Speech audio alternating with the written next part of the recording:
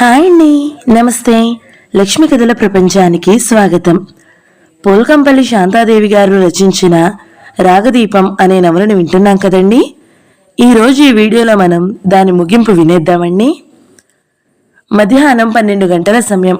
గర్భగుడి ముందు రేణు చేతులు జోడించి నిలబడి ఉంది. శ్రీరంగం తెర కవతల భగవంతుడికి పొంగలి నివేదన చేస్తున్నాడు.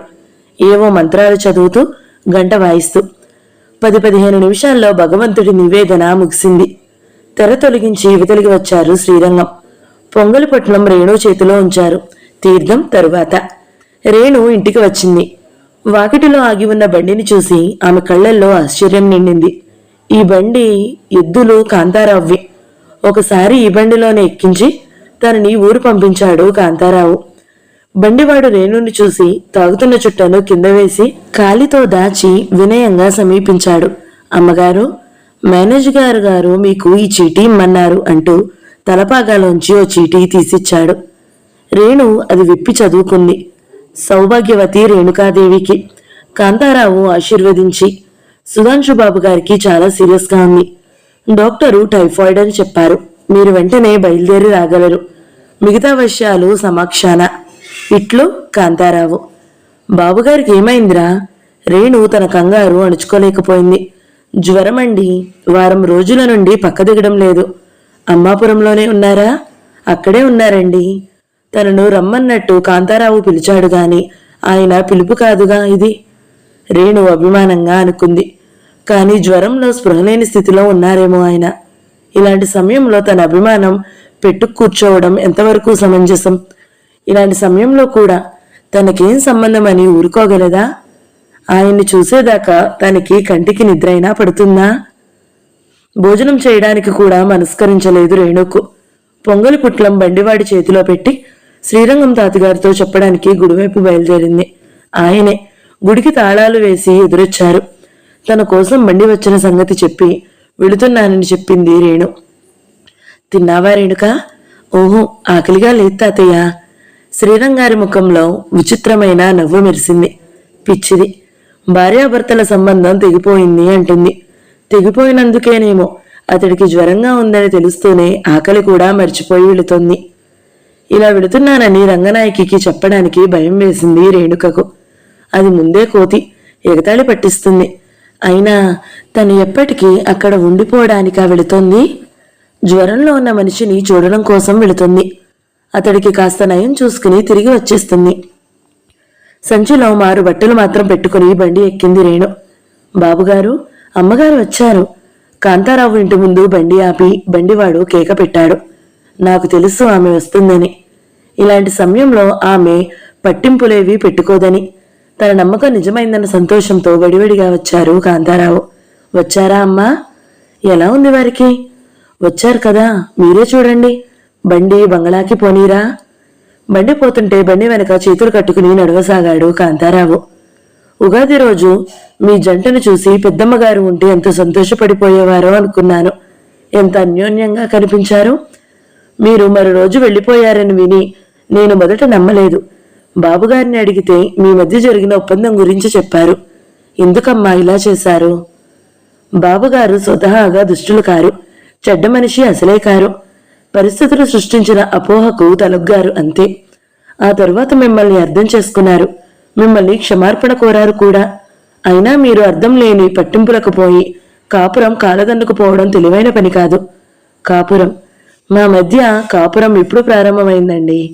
నిరుత్తరుడయ్యాడు కాంతారావు. బండి బంగళా ముందు ఆగింది.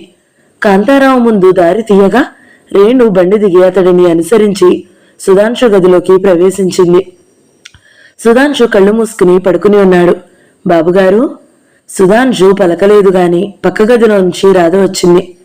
మత్తు ఇంజెక్షన్ ఇప్పుడే ఇచ్చారు, పడుకున్నారు, ఇప్పుడు లేపకండి అంటూ సుధాంశు మంచం పక్కన నిలబడి యువతిని చూసి ఆమె ఎవరో గ్రహించి కూడా అడిగింది నిర్లక్ష్యంగా. ఎవరీమే? రేణుకాదేవి గారు. అలాగా, ఎందుకొచ్చిందట? మొదటి కంటే నిర్లక్ష్యంగా అడిగింది. కోపంతో కాంతారావు ముఖం ఎర్రబడిపోగా, మీరెందుకు వచ్చారు అన్నాడు. ఈ ప్రశ్న అడగడానికి మీరెవరు? మండిపడింది రాధ. ఆమె ఎందుకు వచ్చిందని అడగడానికి మీకు మాత్రం ఎవరు? ఆమె ఇంటికి మీరు వచ్చి ఆమెను ఆ ప్రశ్న అడగడం ఆమె ఇల్లా? ఆమె ఇల్లు అయితే ఇన్ని రోజులు ఎక్కడికి వెళ్ళినట్టు? రాధ వ్యంగ్యంగా అంది. నేను ఎందుకు వచ్చానని మీరు అడుగుతున్నారా? పెళ్ళాం ఉండి లేనివాడైన భావన బ్రతికించుకోవడం కోసం వచ్చాను. 3 రోజుల నుండి ఎమురిటితో పోరాడి ఆయన్ని బ్రతికించుకుంది నేను. ఇప్పుడు తను ఈ ఇంటి ఇల్లాలినని ఆయన భార్యనంటూ వచ్చిందా? అందరూ అనుకున్నట్టుగా రేణు పొట్లాటకు తయారు కాలేదు. రాధను సమీపించి ఆమె భుజం మీద చెయ్యి వేసి శాంతంగా అంది. నీ బావను బ్రతికించుకోవడం కోసం నువ్వు వచ్చి ఉన్నావని తెలిస్తే నేను వచ్చేదాన్ని కాదు రాధా. ఎక్కడో ఆ బంధం తెగకుండా కాస్త పట్టుకుని ఉందేమో. ఆయనకి సీరియస్గా ఉందని కాంతారావు గారు కబురు చేస్తే మనసు చిక్కబట్టుకోలేక వచ్చాను. ఇక ఏ పరిస్థితిలోనూ ఇక్కడ నా అవసరం లేదని తెలిసిపోయాక ఆ కాస్త బంధము పుటుక్కన తెగిపోయింది. నువ్వు నా గురించి ఏమీ ఆందోళన పడనక్కర్లేదు, అసూయ పడనక్కర్లేదు. పదండి కాంతారావు గారు. ఆ గదిలో నుంచి నడిచింది రేణు. భిన్నపదునాడై ఆమెను అనుసరించాడు కాంతారావు. నేను మిమ్మల్ని రప్పించింది ఎందుకో తెలుసా అమ్మా? ఆ రాధను తరిమేసి మీ వారిని మీరు దక్కించుకుంటారని. ఇలా చేశారేమిటమ్మా? ఎందుకు తరిమేయాలి కాంతారావు గారు? ఆయన ఎన్నాళ్ళు ఒంటరిగా గడపగలరు? తోడు నీడ అవసరం లేదా ఆయనకు? చూడండి, ఇంత ఆపదలో ఆ రాధే అదుకోపోతే ఆయన ఏమయ్యేవారు? అవునమ్మా, తోడు నీడ అవసరమే బాబుగారికి. ఆయనకు భార్య ఉండగా కొత్తగా తోడును వెతుక్కోవలసిన అవసరమేమిటమ్మా? నేను ఉన్నా లేని సమానం వారికి. అలాంటప్పుడు రాధలాంటి ఆడపిల్ల ఆయన జీవితంలో ప్రవేశించడంలో ఆమె తప్పుగాని ఆయన తప్పుగాని లేదు.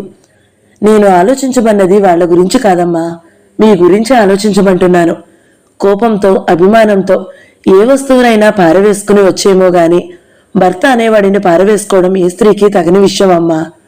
మీరు నా కూతురే అయితే ఇలా భర్తను వదిలిపెట్టి పుట్టింటికి చేరడమే జరిగితే నేను ఎంత మాత్రం హర్షించేవాడిని కాదు. ఆ భర్త ఎటువంటి వాడైనా. ఏమిటమ్మా మీరు మాట్లాడేది?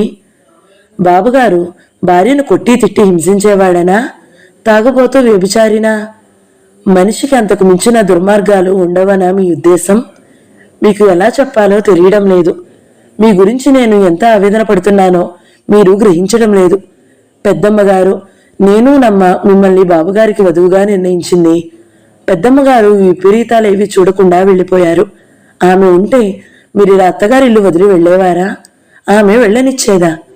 రేణు మీద ఆయనకు కోపం, ఆదరణ సమంగా పెనవేసుకుని ఆ గొంతులో ధ్వనించాయి. సుధాంశు జ్వర తీవ్రతలో ఏమిటో కలవరిస్తున్నాడు. ఒక్కోసారి స్పష్టంగా, ఒక్కోసారి అస్పష్టంగా. ఎవరు? రేణు, నువ్వేనా? వచ్చావా? చీకటిలో ఉన్నామేం? కొంచెం ఇలా వెలుగులోకి రా. నిన్ను చూసి ఎన్ని రోజులైంది? ఎన్నో యుగాలు గడిచినట్టుగా ఉంది నాకు. రేణు, వెళ్ళిపోకు. సుధాంశు దిగ్గున లేచి పక్కనే ఉన్న రాధ చేయి పట్టుకున్నాడు. అతడి కళ్ళు రక్తపు ముద్దల్లా ఉన్నాయి. అతడి చేతిలో నుంచి చెయ్యి విడిపించుకునే ప్రయత్నం ఏదీ చేయలేదు రాధ.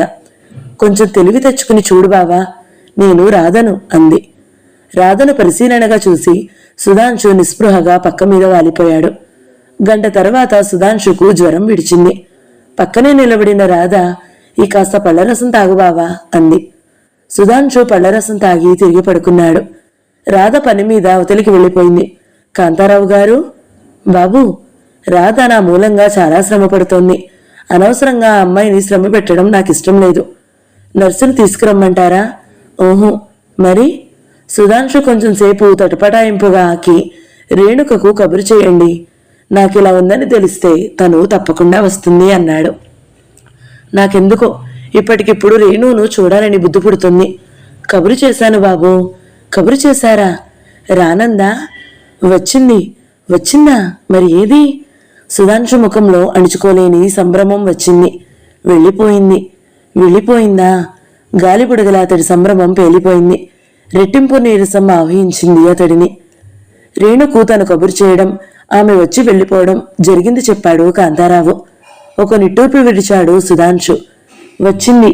తనంత జ్వరంలో పక్కనే పడుండగా చూసి కూడా తనకేం పట్టనట్టుగా వెళ్ళిపోయింది. రాధ ఉందన్న నెపంతో వెళ్ళిపోయింది. రేణు, నిన్ను ప్రేమించావు. నా కోసం తపస్సు కూడా చేశావు. నా ప్రేమ పొందబోయే సమయంలో నన్ను త్యజించి వెళ్ళిపోయావు. ఇక తిరిగి వస్తావని ఆశ కూడా లేదు. నువ్వు నా అర్ధాంగివి. నిన్ను బలవంతంగా తెచ్చుకోగలను నా దగ్గరికి. కానీ బలవంతంగా నిన్ను పొందగలనేమో గాని నీ మనసును మాత్రం పొందలేను. ఆ మనసును విరిచింది నేనే. దాన్ని అతికించే ఉపాయం మాత్రం నాకు తెలియకుండా ఉంది తపనగా అనుకున్నాడు. రాధ గ్లాసులో ఏదో ద్రావకం తెచ్చింది. బావా, కొంచెం లేచి కూర్చో అంది. సుధాంశు లేవలేదు. లే బావా, మందు తీసుకోవా? ఏమిటి కోపంగా చూస్తున్నావు నా ముఖంలోకి? రేణుకతో అలా మాట్లాడే అధికారం నీకెవరిచ్చారు? అతడి గొంతు చాలా కఠినంగా వినిపించింది. 3 రోజుల క్రితం నేనే రాకపోతే, ఎముడితో పోరాడి నిన్ను బ్రతికించుకోకపోతే ఈ మాట నన్ను అడిగేందుకు ఇవాళ నువ్వు ఉండేవాడివా? రాధ ముఖం ఎర్రబడిపోగా సీరియస్గా ఉంది. నిన్ను వదిలేసి వెళ్లిన నీ భార్య మీద నీకింత ప్రేమ కొట్టుకుపోతుందని నాకు తెలియదు మరి. 3 రోజులు రాధతో సేవ చేయించుకుని ఆమెను నొప్పించడం భావ్యం కాదనుకున్నాడు సుధాంశు. ప్రయత్నపూర్వకంగా తన కోపాన్ని నిగ్రహించుకున్నాడు. నువ్వు నాకు చేసిన సేవకు కృతజ్ఞత చెప్పుకోలేని వాడను కాదు.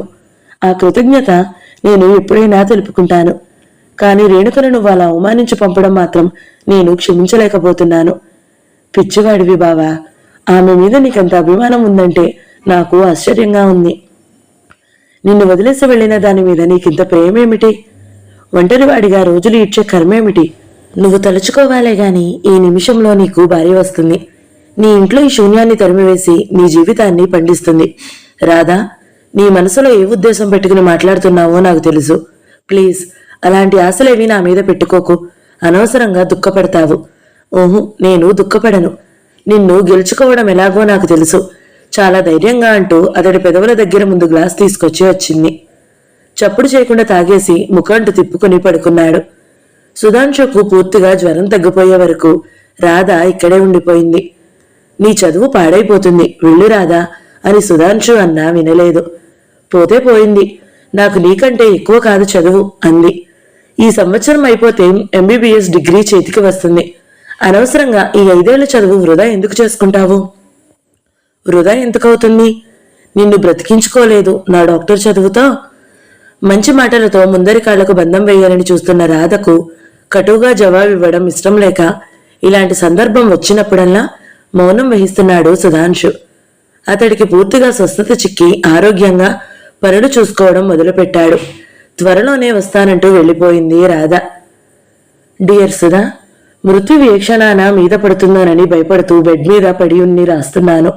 ఉత్తరం నువ్వు చదువుకునే వరకు నేను ఉంటానో లేదో. 10 రోజుల క్రితం నాకు నా కారు యాక్సిడెంట్లో కాళ్ళు 2 పోయాయి. తలకు బలమైన గాయం తగిలింది. ఛాతిలో కొన్ని ఎముకలు దెబ్బతిన్నాయి. నాకేం పర్వాలేదని డాక్టర్లు చెబుతూ ఉన్నా నా పరిస్థితి నాకు తెలిసిపోతూనే ఉంది. నేను వెళ్ళబోవడమే జరిగితే నేను ఈ ప్రపంచంలో చక్కబెట్టవలసిన పని ఒకటే. మీరాకు ఒక ఆశ్రయమంటూ ఏర్పరిచిపోవడమే అది. మా పెళ్ళయి 5 సంవత్సరాలు గడిచిపోతున్నా ఆమె పుట్టింటి వారు ఆ కోపాన్ని మర్చిపోలేదు. ఆనాడు మా పెళ్లితో చచ్చిపోయిందన్న కూతురు ఇప్పుడు కూడా చచ్చిందాని కిందే సమానం. నేను పోతే నా తల్లిదండ్రులు ఆమెను చేరనివ్వరు. ఈ పరిస్థితిలో మీరాను మాకు కలిగిన ఏడాది బిడ్డను వదిలేసిపోవడం నా హృదయ ఘోష ఎలా ఉంటుందో నా ప్రాణ స్నేహితుడివి నువ్వు ఊహించగలవు అనుకుంటున్నాను. సుధా, ఈ ఉత్తరం అందిన వెంటనే నువ్వు బయలుదేరిరా. అప్పటి వరకు నేను బ్రతికి ఉంటే మీ మీరావదిని మాకు కలిగిన బిడ్డను నీ చేతుల్లో వదిలి నిశ్చింతగా కన్నుమూస్తాను.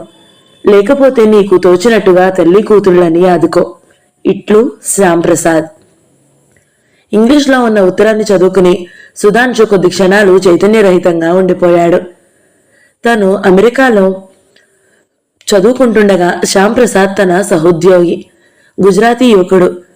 ఇండియాకు వచ్చాక మీరా అనే బెంగాలీ యువతిని ప్రేమించి పెళ్లి చేసుకున్నాడు. ఢిల్లీలో ఓ కంపెనీలో ఆ ఉద్యోగం అతడిది. అతడు శ్రీమంతుల బిడ్డే అయిన మీరాను కులాంతర వివాహం చేసుకోవడం వల్ల అతడు తల్లిదండ్రులకు దూరమయ్యాడు. 5 సంవత్సరాలు అనురాగ దాంపత్యం గడిపిన మీరా భర్తను పోగొట్టుకుని ఈ ప్రపంచంలో ఏడాది బిడ్డతో మిగిలిపోతుందంటే సుధాంశు హృదయం నిషాదభరితమైపోయింది. 2 కాళ్లు పోగొట్టుకుని చావు భయంతో బెడ్ మీదనున్న శ్యామ్ను ఊహించుకుంటుంటే సుధాంశు కళ్లలో అప్రయత్నంగా కన్నీరు ఉబికింది. కాంతారావును పలిపించి అతను అర్జెంటుగా ఢిల్లీ వెళ్తున్నానని, వచ్చే వరకు ఎన్ని రోజులు పడుతుందో తెలియదని, బాబును వాళ్ళ అమ్మమ్మ దగ్గర వదిలి వెళుతున్నానని చెప్పి బయలుదేరాడు సుధాంశు. బాబుతో వచ్చిన అల్లుడిని అతి సాదరంగా ఆహ్వానించింది పద్మావతి. తను పని మీద ఢిల్లీ వెళ్తున్నానని, వచ్చే వరకు బాబును మీ దగ్గరుంచుకోమని చెప్పేసరికి పద్మావతి పులికించిపోయింది. అల్లుడు ఇన్నాళ్లకు దారికి వచ్చాడు కదా అని మురిసిపోయింది. సుధాంశు టైం చూసుకున్నాడు. ప్లేన్ ఇంకా 2 గంటల టైం ఉంది. రాధ వచ్చి తన గదిలోకి తీసుకువెళ్తుంది. నువ్విప్పుడు ఎలా ఉన్నావో చెప్పనా? అచ్చం దేవదాసులా. నువ్విప్పుడు స్మరిస్తున్నది పారిపోయిన నీ పెళ్ళాన్నా? కాదు, నిన్ను. కొంచెం చిరునవ్వు, కొంచెం కోపాన్ని మిళితం చేసి అన్నాడు. రియల్లీ? రెక్కలు విరుచుకున్న పక్షి అయింది రాధ మనసు. వచ్చి అతడి వీపుల మీద పడి తన చేతులు అతడి మీద కూపెనవేసింది. నీ స్మరణతో నాకు చదువు తనకెక్కడం లేదు బావా. ఎప్పుడు నువ్వే నా కళ్ళ ముందుంటావు. ఎప్పుడూ నీ కళ్ళ ముందుంటానా? ఇదేం విచిత్రం. నేనుండేది అమ్మాపురంలో. వరూదని కథలోగల నా బదులు మరొకడెవడైనా నా రూపం ధరించి హాస్యం కాదు, నువ్వు తాత్సరం చేయడానికి వీల్లేదు. ముహూర్తం పెట్టించమని చెబుతాను ఇంట్లో. మాట్లాడవేమిటి? నువ్వు అవునన్నా కాదన్నా మన పెళ్లి జరిగి తీరుతుంది. నాకు పెళ్లి 2 సార్లు జరిగింది రాదా. నా భార్య ఇంకా బ్రతికే ఉంది. బ్రతికినా చచ్చిన దానితో సమానం. దాని గురించి నాతో చెప్పకు. విడాకుల దరఖాస్తు పెట్టు. పెడతాను. నేను అదే ఆలోచిస్తున్నాను. ఢిల్లీ నుండి తిరిగి వచ్చాక అదేదో తేలిపోవాలని నేను చూస్తున్నాను. తన మెడను పెనవేసిన రాధ చేతులు తప్పిస్తూ అన్నాడు. ఎంబీబీఎస్ అవుతూనే నేనేం చేయాలనుకుంటున్నానో తెలుసా? తెలీదు. అమ్మాపురంలో నర్సింగ్ హోం ప్రారంభించాలి అనుకుంటున్నాను. ఆ చుట్టుపక్కల పల్లె ప్రజలందరికీ సేవ చేయాలి అనుకుంటున్నాను. ఆ విధంగా నా డాక్టర్ చదువును సార్థకం పరుచుకోవాలి అనుకుంటున్నాను. నీ ఆదర్శాన్ని నేను అభినందిస్తున్నాను.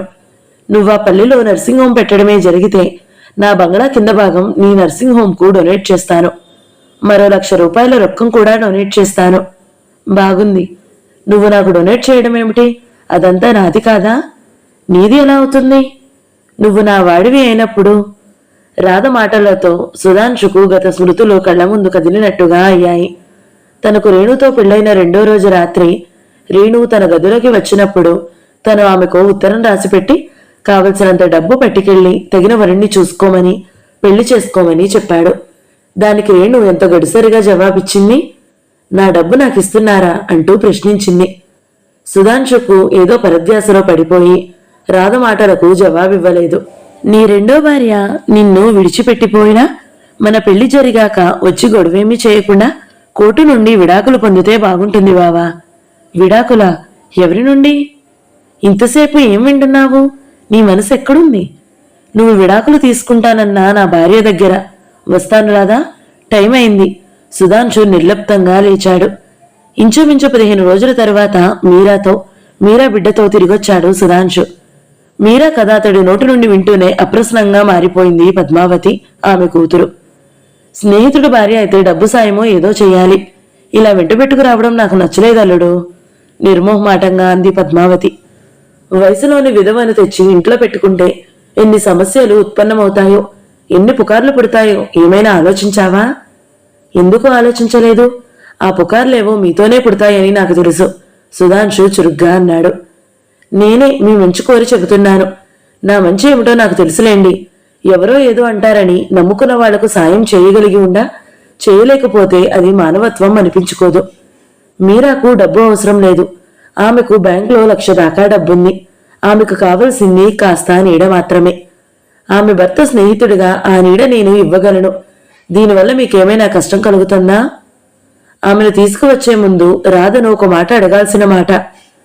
రాధ నా భార్య అయిపోయినట్టే మాట్లాడిస్తున్నారే. మీరు పెద్ద వయసు చాదస్తంతో నా మనసును గ్రహించలేకపోయినా రాధ గ్రహించి ఉంటుందనే అనుకుంటున్నాను.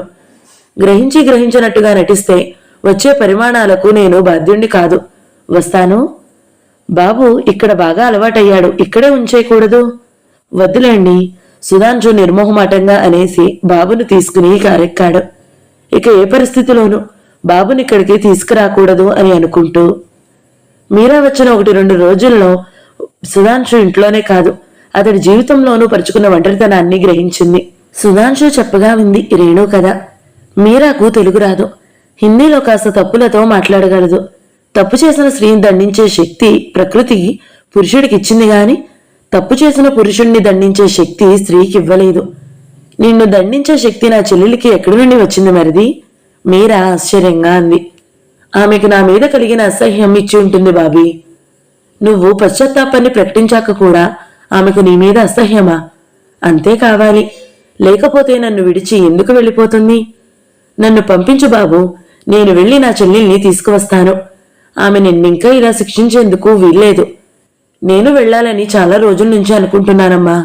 ఏ శక్తో అడ్డుపడ్డట్టుగా ఆగిపోతున్నాను.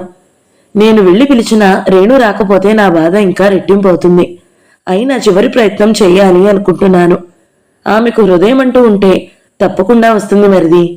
ఆ హృదయాన్ని, అమృత బాండం లాంటి హృదయాన్ని నేను పగలగొట్టాను తపనగా అనుకున్నాడు సుధాంశు. ఉదయం 11 గంటల సమయం.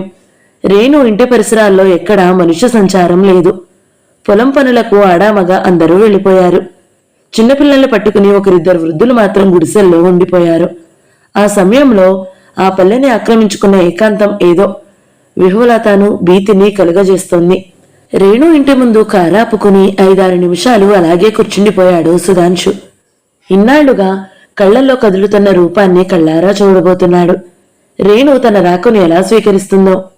సుధాంశు కారు దిగి మెల్లగా ఆమె పాడుపడిన ఇంట్లో ప్రవేశించాడు. తలుపులు చెరవేసి ఉన్నాయి. రేణు లోపల ఉంటుందా? అతడు తలుపులు నెట్టాడు. లోపల ఎవరూ లేరు. అతడు బయటికి వచ్చి అటూ ఇటూ చూశాడు. వివస్త్రంగా ఉన్న ఓ 8 ఏళ్ల కుర్రాడు కనిపిస్తే వాడిని అడిగాడు రేణు గురించి. గుళ్ళో ఉంటుంది అన్నాడు. కొంచెం ఇలా పిలుచుకు వస్తావు? వాడు తలూపి గుడివైపు పరుగు తీశాడు. 5 నిమిషాల్లో రేణును వెంటబెట్టుకు వచ్చాడు. సుధాంశు ఒళ్లంతా కళ్ళు చేసుకున్నట్టుగా చూడసాగాడు. రేణు కట్టుకున్న గుడ్డలు పేదరికం వెల్లడిస్తున్న సౌందర్యం విలసితమైన ఆమె మోము తనకెవరూ సాటిరారంటుంది. మునుపటి కంటే కొంచెం చిక్కి మరింత నాజూకగా కనిపించింది. రేణు, బాగున్నావా? మనసు పలికినంత తొందరగా పెదవులు పలకలేకపోయాయి. ఏదో గొంతు కడ్డపడ్డట్టుగా ఉంది. తను మనోరమను ప్రేమించాడు. కాని అది ఇచ్చిపుచ్చుకున్న ప్రేమ. ఇది ఆమె ప్రేమను అందించిన రోజు తను తీసుకోలేదు. ఈ రోజు అదే ప్రేమ తప్పిస్తుంటే ఆమె తీసుకోవడం లేదు. ఆమె తనను నిలబెట్టిన ఆ దూరమే తన ప్రేమ వరద గోదావరిలా పరవళ్లు తొక్కేలా చేస్తుంది. మాటల కందని భావాలు మనసులో సుళ్ళు తిరిగేలా చేస్తుంది. పెదవుల కంటే ముందుగా కళ్ళు పలకరించాయి రేణును. ఎందుకో వచ్చారు? రేణు ముఖం తిప్పుకుంటూ అంది. రాకూడదా? సుధాంశు పెదవుల మీద నవ్వు ఆరిపోగా పేలవమైన స్వరంతో ప్రశ్నించాడు. రేణు జవాబివ్వకుండా ఏదో ఎటో చూడసాగింది. కాని ఆ కళ్లల్లో ఏదో కలవరం. తన్ను దేన్ని మర్చిపోవాలని ప్రయత్నిస్తుందో, దేన్ని దూరంగా ఉంచాలని మనసును చిత్రహింస పెట్టుకుంటుందో అని ఎదురుగా వచ్చి నిలబడింది. రాక రాక అత్తవారింటికి వచ్చి నల్లుడికి చేసే మర్యాద ఇదేనా? మీకు మర్యాదలు చేయడానికి ఇక్కడ మీకు అత్తవారెవరూ లేరే? నువ్వు ఉన్నావు కదా. ఉండి లేని వాళ్ల నుండి మర్యాదలు ఆశించడం మర్యాదస్తుల లక్షణం కాదు. ఉన్నదాన్ని లేదనుకోవడానికి నేను మిథ్యావాదిని కాదు. నా కంటికి ఏ వస్తువు కనిపిస్తుందో అది సత్యమనే నమ్ముతాను. నేను ఎక్కువసేపు విసిగించను. నీతో ఒక పనిబడి వచ్చాను. పని పూర్తి చేసుకుని వెళ్ళిపోతాను సుధాంశు మంద్రస్వరంతో అన్నాడు. రేణు ఏమనుకుందో, ఇంట్లోకి రండి అంటూ దారి తీసింది. సుధాంశు అనుసరించాడు. రేణు తలుపులు తెరిచి మూలకున్న చిరుచాప వేసింది. అతడు కూర్చున్న తరువాత శ్రీరంగం ఇంటికి వెళ్ళింది. రంగా, ఓ కప్పు టీ చేసివ్వవే. టీయా? ఎందుకు? నువ్వు టీ మానేసి చాలా రోజులైందే. నాకు కాదు, ఒకరొచ్చారు. ఫణిబాబా? కాదు, మీ ఆయన. తలూపింది. రంగనాయకి ముఖంలోకి సంభ్రమం తెచ్చుకుని, ఎందుకొచ్చారు? నీ ఎలుక తెచ్చి నిన్ను తీసుకుపోవడానికా? నాకు తెలీదు. ఆయన వస్తూనే కూర్చోబెట్టి ఇటు వచ్చాను. దెయ్యం, ఆయన నిన్ను పిలుచుకుపోవడానికే వస్తే వెళ్ళకపోతే తంతాను. రేణు మాట్లాడలేదు. 10 నిమిషాల్లో టీ తయారు చేసి కప్పులో పోసి ఇచ్చింది రంగనాయకి. రేణు టీ కప్పుతో ఇంటికి వచ్చేసరికి సుధాంశు చాప మీద హాయిగా కాలు మీద కాలేసుకుని పడుకుని ఉన్నాడు. లేవండి, టీ తెచ్చాను. ఎక్కడిది? మా శ్రీరంగం తాత ఇంట్లో చేయించుకు తీసుకొచ్చాను. సుధాంశు టీ తీసుకునే ప్రయత్నం చేయకుండా, నీకున్నదేమైనా పెట్టు, అంతేకాని ఎవరి దగ్గర తెచ్చింది నేనెలా తీసుకుంటాను అన్నాడు. రేణు ముఖం ఎర్రబారింది. నాకేమీ లేదని, నేను బిచ్చకత్తినని మీకు తెలియదా? ఆమె మనసు నొచ్చుకున్నదని గుర్తిస్తూనే టీ కప్పు అందుకున్నాడు లేచి. సగం సాసరులో పోసి తీసుకో అన్నాడు. నేను టీ తాగడం మానేసి చాలా రోజులైంది. అయితే నేను తీసుకోను. సాసరు అందుకుని ఒక గుక్కలో టీ తాగేసి కింద ఉంచింది రేణు. రేణు ముఖంలోకి చూస్తూ సుధాంశు మెల్లమెల్లగా టీ తాగుతున్నాడు. తాగుతూనే అన్నాడు, రాధతో నా పెళ్లి స్థిరపడింది. రేణు పళ్ళు బిగున ఎంత నిగ్రహం ప్రదర్శించినా ఆమెలో కలిగిన కదలిక సుధాంశు దృష్టిని దాటిపోలేదు. ఏదో ఆవేశాన్ని అంచుకున్నట్టుగా ఆమె పెదవులు బిగుసుకున్నాయి. ఇవిగో విడాకుల కాగితాలు, సంతకం పెట్టు. ఏవో కాగితాలు ఇచ్చి అతడు చూపిన 2 చోట్ల వణికే చేత్తో తన పేరు రాసింది. ఈ మాత్రం పనికి మీరు రావడం ఎందుకు? ఎవరిని పంపించినా పని జరిగిపోయేదిగా అంది, తనలో రేగిన తుఫానును ఎక్కడా బయటపడకుండా చూసుకుంటూ. నా భార్యగా చివరిసారిగా నిన్ను చూసుకుందామని నవ్వు దాచుకుంటూ అన్నాడు. మన విడాకుల పత్రం ఒకసారి చదవరాదు? తెలుగులోనే ఉంది. అక్కర్లేదులేండి, ఒకసారి చదువుదువు. అవసరం లేదన్నాగా. అయితే నేను చదువుతాను, విను. రేణు అసహనంగా చూడసాగింది. భక్త సుధాంశు మోహన్, నీ ప్రేమ నన్ను ముగ్ధరాల్ని చేసింది. నీ విరహం నన్ను కరిగించింది. నీ తపస్సుకు మెచ్చాను. నువ్వు ఏం కోరుకున్నా నేను ఇవ్వడానికి సిద్ధంగా ఉన్నాను. కోరుకో. నీ ఆరాధ్య దేవత రేణుకాదేవి. చదివి ఆమె ముఖంలోకి కొంటె నవ్వుతో చూడసాగాడు. రేణు సర్రున అతడి చేతిలో నుంచి కాగితాలు లాక్కుంది. అక్షరాలు పూర్తిగా కొక్కిరి గీతల్లా ఉన్నాయి. శ్రద్ధగా చదివితే సుధాంశు చదివిందే నిజమైంది. కాగితాలు పర్రున చింపేసింది. నువ్వింత అబద్ధాల కోరువనుకోలేదు. కాగితాలు చింపిపారేసి మాట తప్పుతావా? విడాకులు కాగితాలని అబద్ధాలు చెప్పి రేణు పెదవుల కోపంతో అదురుతున్నాయి. విడాకులంటే సంతోషంగా సంతకాలు చేస్తావు, కలిసి ఉండమంటే మండిపడతావు. ఇదెక్కడ ఆడదానివి రేణు? ప్రతిసారి నువ్వే గెలుస్తావని అనుకోవద్దు. ఈసారి గెలుపు నువ్వు చూస్తావు. నిన్ను తీసుకువెళ్లకుండా వెళ్ళను. ఏం చేస్తారు? బలవంతంగా లాక్కు వెళ్తారా? ఓహో, ఊళ్ళో పెద్దలు పిలిచి పంచాయతీ పెడతాను. సుధాంశు కులాసాగా నవ్వుతుంటే ఉరిమి చూడసాగింది రేణు. నాతో నువ్వైనా వస్తావు, లేదా నీతో నేనైనా ఉండిపోతాను. రేణు ముఖం కిందికి దించుకుని ఆలోచనలో పడిపోయింది. చూస్తే ఇప్పుడే కదిలేలా లేడు. ఈయన తిండి తిప్పుల సంగతేమిటి? రాక రాక అత్తవారింటికి వచ్చిన అల్లుడికి ఇదేనా మర్యాదని అప్పుడే అన్నాడు. తాతయ్య ఇంట్లోంచి క్యారియర్ తెద్దామంటే టీ దగ్గరే పేచీ పెట్టిన మనిషి భోజనం దగ్గర పెట్టడా? నీకున్నదేమైనా పెట్టు అన్నాడు. నాకేముందని పెట్టాలి? రేణు పెద్ద సంకటంలో పడిపోయింది. రంగసాయి గుళ్ళో ఆరాధన గంట మోగసాగింది. రేణు చటుక్కునే లేచింది. నేనిప్పుడే వస్తాను, మీరు కూర్చోండి. రేణు గుడిలోకి వెళుతుంటే రంగనాయకి పరిగెత్తుకు వచ్చింది.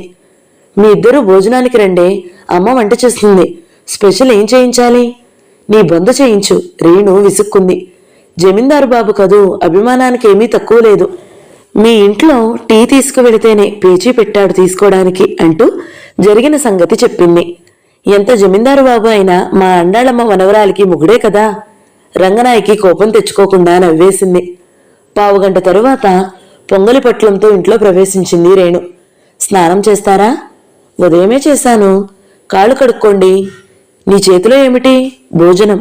సుధాంశు బుద్ధిమంతుడైన కుర్రాడిలా ప్రశ్నలేమీ వేయకుండా కాళ్ళు చేతులు కడుక్కుని రేణు వాల్చిన పీట మీద కూర్చున్నాడు. నీళ్ల చెంబు ఉంచి పొంగలి పట్లం విప్పి అతడు ముందుంచింది. ఆ భోజనాన్ని చూసిన అతడికి చాలాసేపు నోట్లో నుంచి మాట రాలేదు. చేష్టలుడిగి కూర్చున్నాడు. రేణు ఇక్కడ ఎలా జీవిస్తుందో అతడికి తెలుసు. ఆమె తినవలసిన దైవ ప్రసాదాన్ని తనకు పెట్టింది. ఇహ ఆమె పూటంతా పస్తు కాబోలు. చివరికి విషాద స్వరంతో, నువ్వు కొన్ని విషయాల్లో ఆడదానివి అనిపిస్తావు, కొన్ని విషయాల్లో ఆడదానివి కాదు అనిపిస్తావు. నేను మాత్రం నీ పాలిటి భోజనం మింగేసిన రాక్షసుణ్ణి అనిపించుకోదలుచుకోలేదు. రా, ఇదే చెరుసగం తిందాం. ఒక ఆకు ఇలా తీసుకురా అన్నాడు.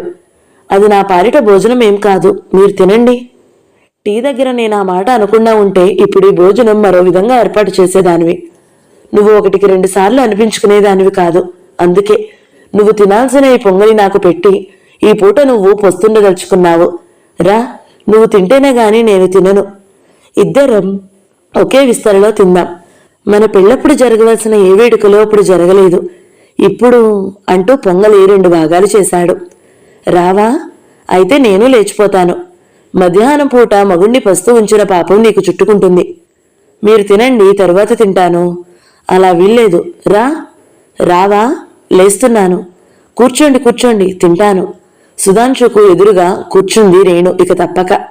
సుధాంశు తింటూనే రేణు చేతి దగ్గర లాక్కుని ఆమె చేతిలోని ముద్దను తినేశాడు. చిచి, కంగారు పడింది. చిచి ఏం కాదు, చాలా మధురంగా ఉంది నీ ఎంగిలి. రేణు పెదవుల మీద సన్నని నవ్వు మెరిసింది. తనలోని కఠినత్వాన్ని మెల్లమెల్లగా కరిగించి వేస్తున్న తన అభ్యర్థనలతో, ఆజ్ఞలతో, కుంటెతనంతో. క్షమార్పణ ముందు ఆత్మగౌరవమే కాదు మరి ఏదీ నిలవకూడదు.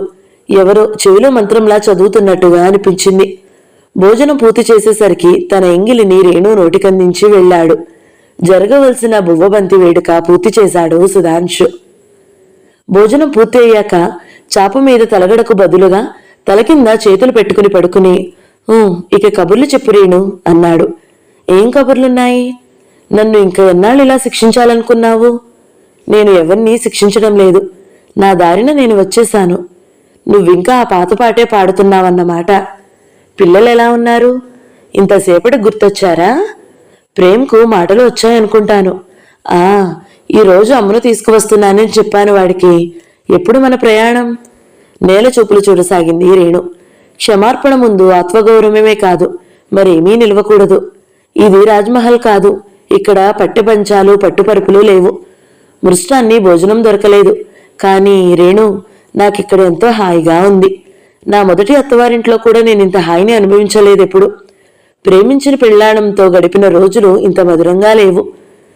ఈ పెడముఖం పెళ్లంతో అనుభవం ఏమిటో తమాషాగా, ఎంతో మధురంగా, మర్చిపోలేని అనుభూతిగా ఉంది. చాలా సంగతులు చెప్పాడు సుధాంశు. పద్మావతి రాధను తనకు కట్టబెట్టాలనుకోవడం దగ్గర నుండి మీరాను తీసుకురావడం వరకు తనే నిన్ను తీసుకురావడానికి తయారైంది మీరాబాబి. ఎవరు వచ్చినా నువ్వు రావని నాకు తెలుసు రేణు.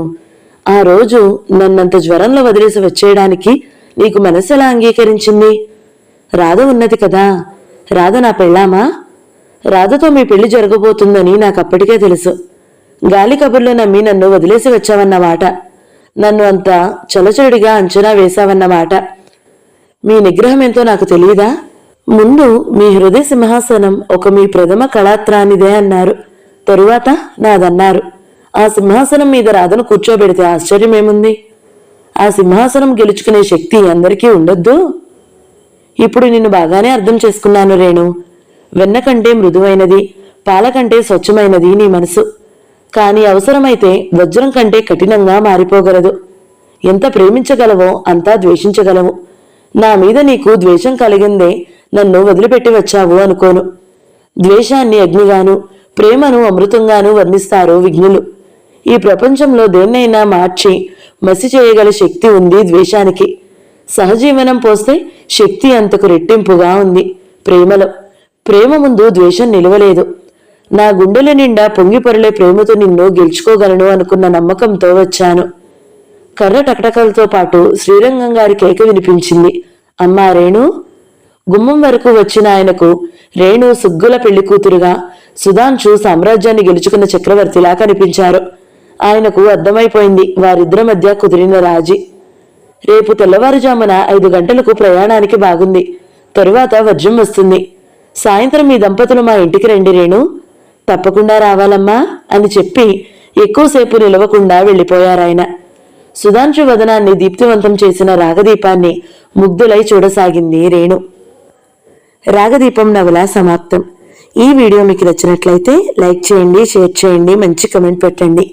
ఇలాంటి మరిన్ని వీడియోల కోసం మన ఛానల్ని సబ్స్క్రైబ్ చేసుకోండి. Thank you so much for watching. నమస్తే.